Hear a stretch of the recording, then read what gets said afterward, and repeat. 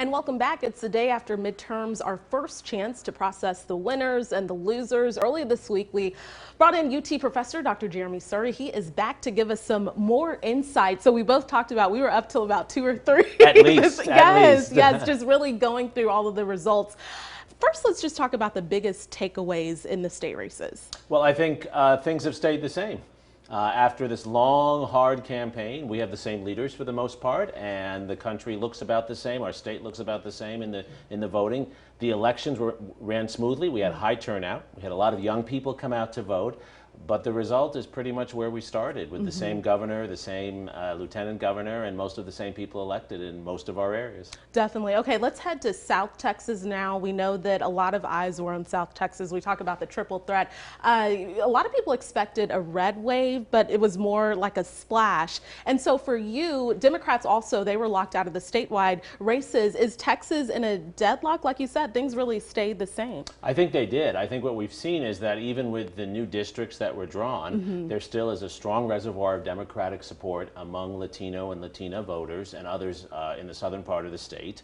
And there is, of course, a strong vote for Republicans in rural areas. And what we really saw was the rural vote came out strongly for Republican candidates. The urban vote came out strongly for the Democratic candidates. And there still are more rural voters in Texas. And so that's why we have the results we have.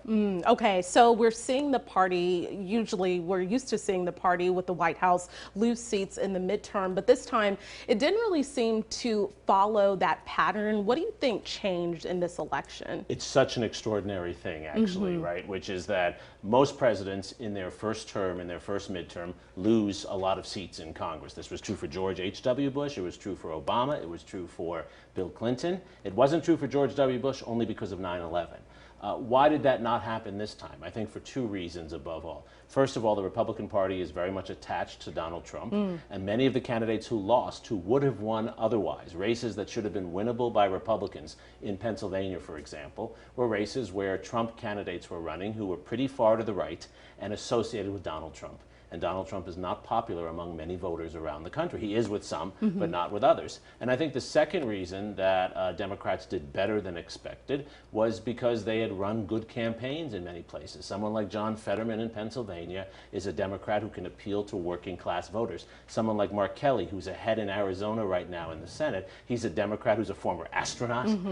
He's an appealing candidate. So it's the quality of Democratic candidates and it's the association with Donald Trump that's hurt the Republicans. Okay, and so now just looking at the issues that are impacting voters, we know abortion, the economy. Do you think, though, abortion had a big impact in the race? It certainly had a big effect. I think 5 states had referenda where people were voting in their state as to whether to eliminate abortion rights or not. Every one of those referenda, the abortion rights side won.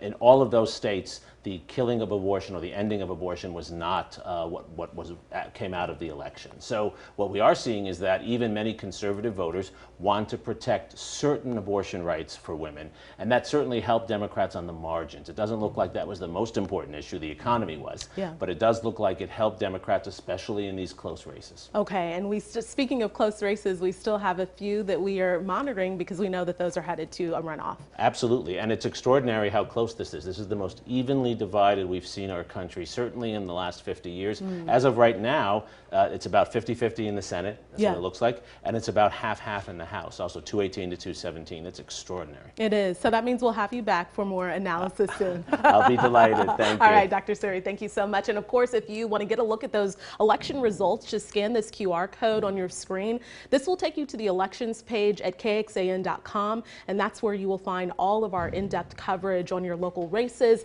your propositions, as well as the bond measures.